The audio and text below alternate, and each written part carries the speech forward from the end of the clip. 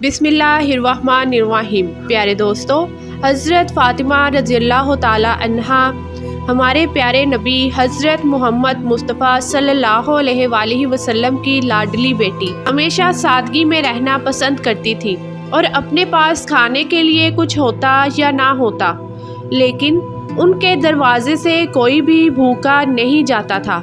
حضرت فاطمہ رضی اللہ تعالی عنہا اپنے گھر کے تمام کام اپنے ہاتھوں سے کرتی تھی اور سارا دن چکی پیسا کرتی تھی۔ جیسے ہی رات ہوتی اللہ کی بارگاہ میں مصلی پر کھڑی ہو جاتی۔ کبھی کبھی تو ایسا وقت بھی آ جاتا تھا کہ حضرت فاطمہ رضی اللہ تعالی عنہا کے ایک سجدہ کرنے پر صبح فجر کی اذان ہو جاتی تھی۔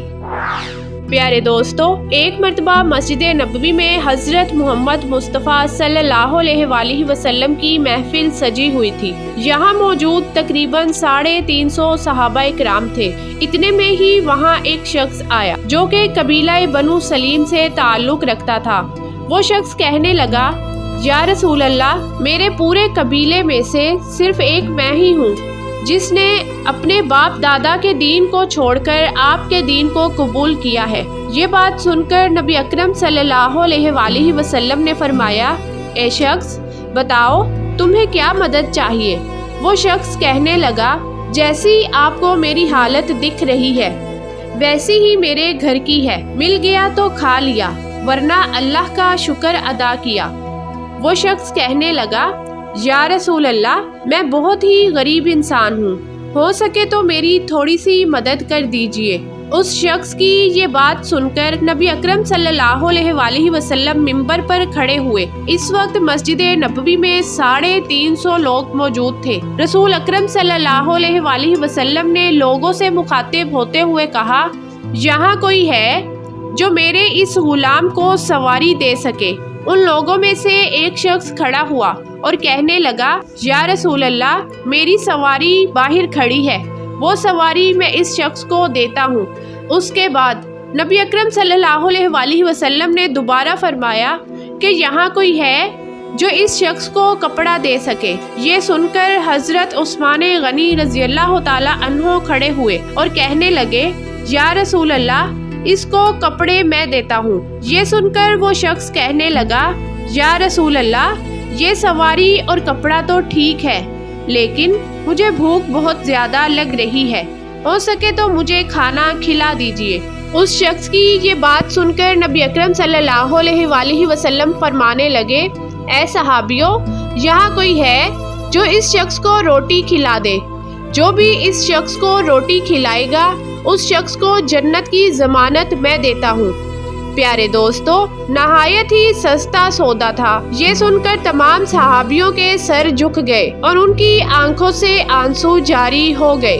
کسی نے کوئی بھی جواب نہ دیا تو نبی اکرم صلی اللہ علیہ وآلہ وسلم نے دوسری مرتبہ پھر فرمایا کہ یہاں کوئی ہے جو اس شخص کو روٹی کھلا سکے۔ دوسری بار بھی کسی نے کوئی جواب نہ دیا۔ چنانچہ جب تیسری بار نبی اکرم صلی اللہ علیہ وآلہ وسلم نے دوبارہ یہی الفاظ دہرائے تو ان لوگوں میں سے حضرت سلمان فارسی رضی اللہ تعالی عنہ کھڑے ہوئے اور کہنے لگے، یا رسول اللہ، یہ تمام صحابہ کرام آپ کے لیے اپنی جان نثار کرتے ہیں، اگر آپ کہیں تو یہ لوگ ہنستے ہنستے اپنا سر کٹا دیں گے، پھر یہ کیسے ہو سکتا ہے کہ یہ آپ کے نام پر 2 روٹی نہ کھلا سکے؟ حضرت سلمان فارسی کہنے لگے، اے میرے پیارے نبی، یہاں پر جتنے بھی لوگ بیٹھے ہوئے ہیں ان سب کے گھروں میں فاقے ہیں، کسی کے گھر میں 3 دن کا فاقہ اور کسی کے گھر میں 4 دن کا فاقہ ہے۔ یہ سن کر نبی اکرم صلی اللہ علیہ وآلہ وسلم فرمانے لگے، اے سلمان، تو کیا یہ شخص میری چوکھٹ سے بھوکا جائے گا؟ یہ سن کر حضرت سلمان فارسی رضی اللہ تعالی عنہ فرمانے لگے، یا رسول اللہ، اس کو روٹی کھلانے کی ذمہ داری میں لیتا ہوں۔ پیارے نبی حضرت محمد مصطفیٰ صلی اللہ علیہ وآلہ وسلم فرمانے لگے، لیکن تم اسے روٹی کہاں سے کھلاؤ گے؟ یہ سن کر حضرت سلمان فارسی نے جواب دیا، یا رسول اللہ، اسے میں روٹی کھلا کر لاؤں گا۔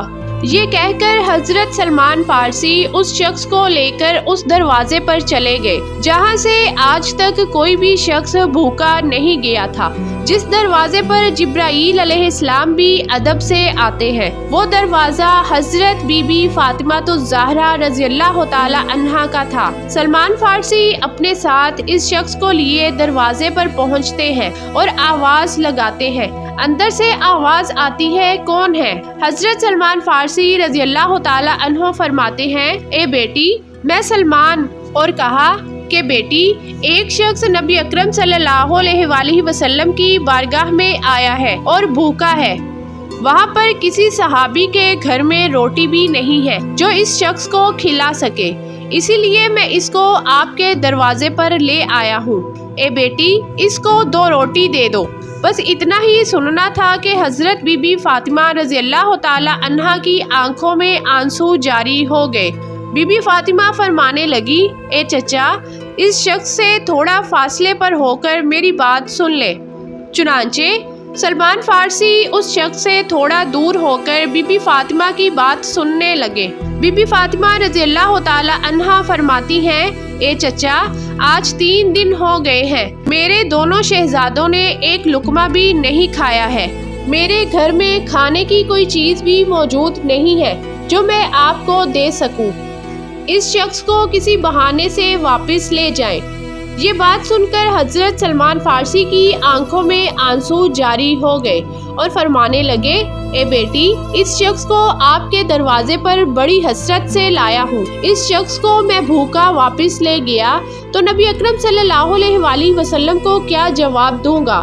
یہ بات سن کر بی بی فاطمہ رضی اللہ تعالی عنہا فرماتی ہے، اے چچا تھوڑی دیر ٹھہر جائے، میں ابھی آتی ہوں۔ بی بی فاطمہ رضی اللہ تعالی عنہا اندر جاتی ہے اور اپنے سر مبارک کی چادر لے کر آتی ہے۔ سلمان فارسی رضی اللہ تعالی عنہ کو وہ چادر دیتے ہوئے فرماتی ہیں، اے چچا اس چادر کو اپنے دامن میں چھپا لے اور سامنے سمون یہودی بیٹھا ہے، اسے جا کر بیچ دے اور اس سے کچھ اناج لے کر اس شخص کو روٹی کھلا دے۔ سلمان فارسی اس چادر کو دیکھنے لگے۔ بی بی فاطمہ فرماتی ہے، اے چچا اس چادر کو عام چادر مت سمجھیے گا، یہ وہ چادر ہے جسے میرے بابا جان نے میری رخصتی کے وقت میرے سر پر دیا تھا اور فرمایا تھا، اے بیٹی آج میں تیرے سر پہ چادر رکھ رہا ہوں، کل قیامت کے دن عورتوں کی سرداری کی چادر بھی تیرے سر پر رکھوں گا۔ چنانچہ سلمان فارسی اس چادر کو لے کر سمون یہودی کے دروازے پر گئے۔ وہ یہودی باہر آیا۔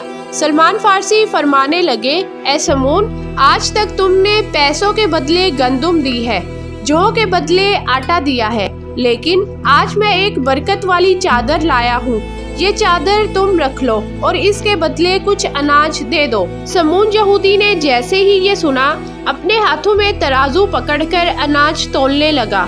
اناج تولتے تولتے یہودی نے پوچھا، اے سلمان مجھے یہ تو بتا دو کہ تم چادر کیوں بیچنا چاہتے ہو؟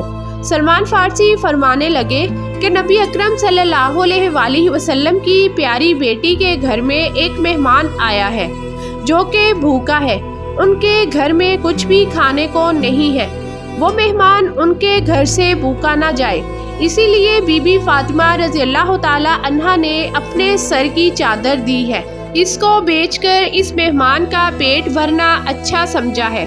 یہ بات سن کر اس یہودی کے ہاتھ سے ترازو گر گیا۔ اس نے وہ چادر اٹھا کر اپنے ماتھے سے لگائی اور کہنے لگا، اے سلمان تھوڑا ٹھہرو، میں ابھی آتا ہوں۔ چنانچہ وہ اپنے گھر گیا اور ایک کتاب لے کر آیا۔ اس کتاب کو کھول کر کہنے لگا، اے سلمان آپ کا خدا بھی سچا ہے اور آپ کا رسول بھی سچا ہے اور آپ کے رسول کی بیٹی بھی سچی ہے اور آپ کے رسول کے گھر والے بھی سچے ہیں۔